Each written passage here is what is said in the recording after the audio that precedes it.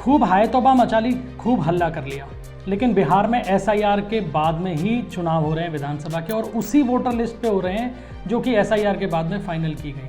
और अब यही कारण है कि इस सफलता के बाद चुनाव आयोग ने अब पूरे देश के 92 करोड़ मतदाताओं को एसआईआर के दायरे में लाने की तैयारी कर ली है।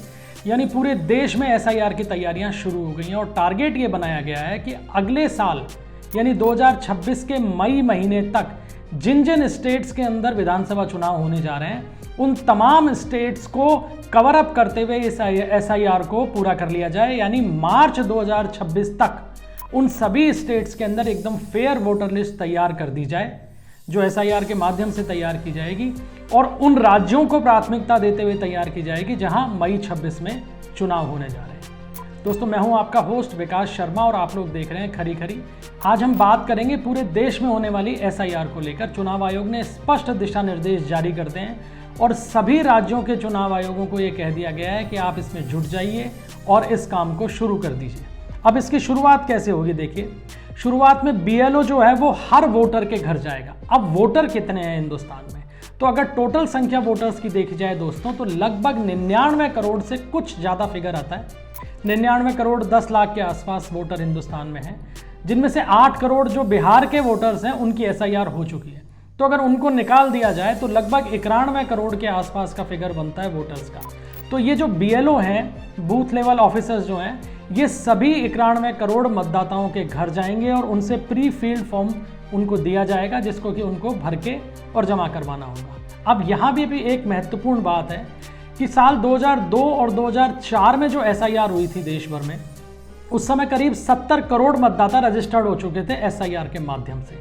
यानी 2004 के बाद के अगर मतदाताओं की संख्या देखें तो वो लगभग 21 करोड़ बनती है। तो उन 21 करोड़ मतदाताओं को अब अपने दस्तावेज जमा कराने होंगे इस एसआईआर के दौरान। चुनाव आयोग का टारगेट है कि मार्च 2026 तक किसी भी हालत में पूर्ण रूप से शुद्धिकरण कर फेयर वोटर लिस्ट तैयार कर दी जाए और उस वोटर लिस्ट के आधार पर फिर आगे के चुनाव होंगे। और सबसे पहली परीक्षा उस वोटर लिस्ट की जो मई 2026 में जिन स्टेट्स के अंदर चुनाव होने जा रहे हैं उनमें हो जाएगी। और जो फोकस जिन स्टेट्स को लेकर है वो है केरल, तमिलनाडु, पुडुचेरी, पश्चिम बंगाल और असम, क्योंकि इन सभी स्टेट्स में मिड 2026 के अंदर चुनाव होने हैं। लिहाजा चुनाव आयोग ये चाहता है कि इन्हीं राज्यों के अंदर सबसे पहले एसआईआर के माध्यम से जो नई वोटर लिस्ट बनेगी उसके माध्यम से चुनाव करवा दिए जाए।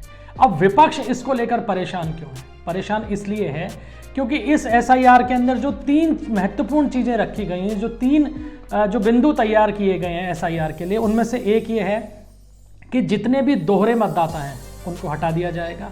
दूसरा, सूची जो होगी यानी वोटर लिस्ट होगी उसमें कोई एरर नहीं होगी, पूर्ण रूप से शुद्ध सूची होगी। आमतौर पे नामों के अंदर जो गड़बड़ियाँ होती हैं उसको भी इसमें दूर किया जाए। और तीसरी और जो सबसे महत्वपूर्ण चीज़ इस एसआईआर में की जाएगी वो ये है कि केवल उन्हीं मतदाताओं के नाम वोटर लिस्ट में शामिल होंगे जो भारत के नागरिक हैं। और यही सबसे बड़ा पेच है कि कुछ स्टेट्स के अंदर इसको लेकर विरोध हो रहा है। पश्चिम बंगाल का ताज़ा उदाहरण सामने है ही। चुनाव आयोग को करीब 600 बीएलओज को इसलिए नोटिस देने पड़े हैं क्योंकि वो एसआईआर के काम को लेकर गंभीर नहीं है या लापरवाही बरत रहे हैं। अब बीएलओ कौन है? बीएलओ कौन नियुक्त करता है? बीएलओ नियुक्त करते हैं स्टेट गवर्नमेंट जो है, यानी राज्य का जो निर्वाचन आयोग है वो उन बीएलओज की नियुक्ति करता है, जिसमें राज्य सरकार का हस्तक्षेप काफ़ी हद तक रहता भी है।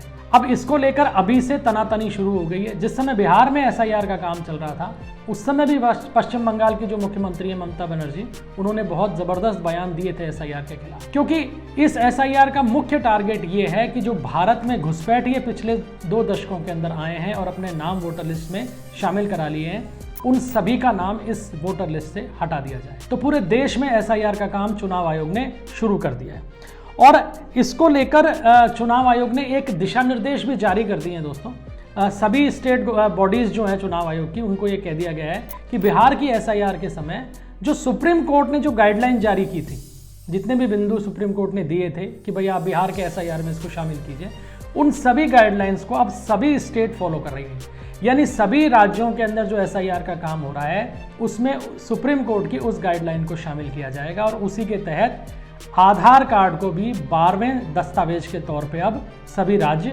स्वीकार करेंगे। इसके अलावा अगर आंकड़ों की बात करें हम, तो चुनाव आयोग का टारगेट ये है कि करीब 5% ऐसे नाम रहते हैं जो या तो मृत व्यक्तियों के रहते हैं या जिनके 2-2 स्थानों पर वोटर लिस्ट में नाम शामिल हो जाते हैं या एड्रेस चेंज होने के कारण परेशानियां होते हैं। लगभग 5% का आंकड़ा ऐसा है जो वोटर लिस्ट से सामान्य तौर पर हटाया जा सकता है लेकिन हटता नहीं है। वो तमाम वोटर अब जो SIR के माध्यम से जो फेयर वोटर लिस्ट तैयार होगी उससे बाहर हो जाएंगे और यही कारण है कि वो जो नाम हटने वाले हैं उन्हीं को लेकर अब बवाल भी शुरू होने जा रहा है। बिहार में हुआ, लेकिन बिहार में चुनाव आयोग अड़ा रहा, सुप्रीम कोर्ट से भी राहत नहीं मिली, तो अंतोगत्वा हुआ ये कि बिहार विधानसभा चुनाव के जो आधार है वही वोटर लिस्ट बनाई गई है जो कि SIR के बाद में चुनाव आयोग ने तैयार की। तो चुनाव आयोग इन राजनीतिक दलों को कोई राहत SIR के मुद्दे पे देना नहीं चाह रहा है। बिहार के मामले में यह भी साबित हो गया कि सुप्रीम कोर्ट भी इस मामले में कोई